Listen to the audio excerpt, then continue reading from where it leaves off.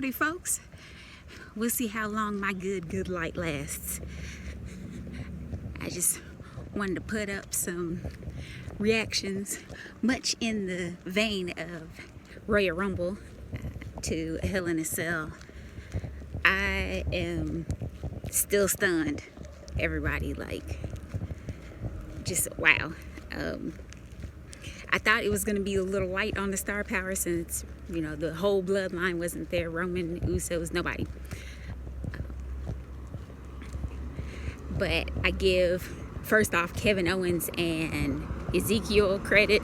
I didn't think that KO was just going to win outright, especially win clean. And he won clean. And I was surprised at how much they kind of leaned into the Macho Man moveset with Zeke, you know, with the elbow drop and everything. Like, I like it though. I thought they were trying to keep him away from that. There are some superficial sort of similarities, so you might as well lean into that. He's got his own character. So, Edge and Damian Priest and Rhea versus, you know, AJ Styles, Liv Morgan, and Finn Balor. They did a great job. I liked how well produced the match actually was. I thought the way that the two genders interacted but still were separate in their dealings was absolutely beautiful. I'm still mad that they didn't turn Finn Balor, but that's all right. We'll get our fourth man or our fourth woman some kind of way. Happy Corbin and Madcap Moss. It was fine. Went on a little longer than it needed to be honest. Madcap Moss, they're pushing him forward. He was more serious. He was intense, but he still had that kind of like crazy, like, whoa, you know, kind of energy. That was great. The triple threat match. Oh my goodness. Asuka, Bianca Belair, and Becky. One of the best matches of the night. Hands down. Loved the finish with Bianca out Beckying Becky. Oh, beautiful. Oh, lovely. Who am I forgetting? Man. The U.S. title match, Theory versus Mustafa Ali. Okay, so this whole thing had like a local jobber type feel to it, like a glorified local jobber. I was sad about that because the Chicago crowd like welcomed him so warmly. They were cheering for Ali, and they worked me right towards the end, because when he did like when he attempted, I think it was like a 450 splash, and they had the camera zoomed way out, I was like, oh my goodness, maybe he's gonna hit it, maybe somehow he's gonna beat Theory. And then of course he didn't, and Theory just won, just clean. But it was fine. It definitely had the local jobber flavor to it though.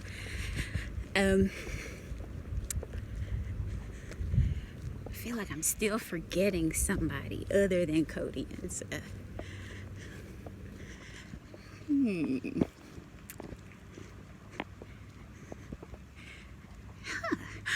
I have no idea. But if I am missing someone other than Cody and Seth, I do apologize for that. Oh my gosh. Omos and MVP versus Bobby Lashley. Okay. It was fine. It was fine. I heard one of the other reviewers say they prefer, not in reference to this match, but into another one, they prefer to be happy over being right. That's the way I feel about this particular match, because, you know, I said Bobby was going to lose. I'm glad he didn't, and I'm glad they didn't bring Shelton in or anything else like that. I like the possible Cedric Alexander babyface turn. I think that's what might be going on. Might be some seeds of that. If so, why not? Like, Cedric Alexander is awesome. Why not have a little Hurt Business reunion on the other side? You know, Shelton Benjamin, Cedric Alexander, Bobby Lashley, you know, babyface trio. I'd be down for that. I think that's it, other than our main event. But, oh my goodness. That was the one. Cody Rhodes and Seth Rollins, like, just, wow. Oh my gosh. Like, I don't even know where to start. Like, Seth Rollins, it's like, you wrong for that part two. Like, he did it when he fought Roman and came out with the Shield gear, and he did it again last night. He had that big old bear moose, whatever thing he had on, and when he threw that off and had the Dusty Rhodes polka dots, oh man. Again, only reaction, you wrong for that. You wrong for that. Master of mind games. But of course, that wasn't the biggest reveal in the ring gear of the night. When Cody came out and he wasn't lifting that right arm very much, I was like, oh, this is not good. And you could see that bruise a little bit on his jacket before he even opened it up. But once the coat came off, like, the Chicago crowd is so snarky and almost twisted, right? These are the folks that were chanting, "Thank you, Seth," when he finally pulled the table out.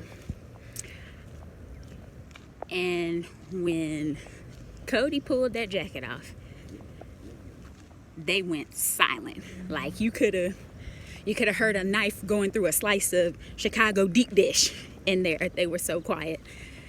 It was like that bruise on his arm and pec was so massive. Like, just the whole performance itself was,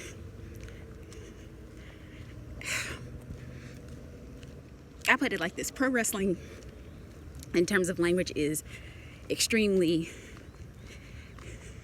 absolute heavy. Everything is the most this, everything is the worst this, and the bloodiest this. But that performance was simultaneously, at least for me, one of the most disgusting and gutsy things I have ever seen. And it was almost like the match was good, but I couldn't get pulled into it all the way, because I just kept thinking the whole time, like, oh my goodness, when is it gonna stop? Please end this match. This man has a family. Like, this seems like one of the jokers that takes a couple of years off your life. When is this match gonna end? But it was a good match. They did just incredible. Like, somehow Seth protected him but still didn't hold back. Like, that he still had to work it, because that was part of his character. Like, he couldn't just, he couldn't just baby that side of Cody's body. And for the people who think it's a work, like, I respect that opinion, of course, but I don't think it was. Like, you could even see as Cody was being struck throughout the rest of the match, like, the fresh blood on top of the bruise started to run red, like, over it. So I don't think it was a work at all. But, I respect those who think it might be. But those are just some of my reactions. I'd love to know what you all think. Put it down in the comments. I'll respond in kind. I hope you all are having a wonderful day. And I will talk to you soon. Bye.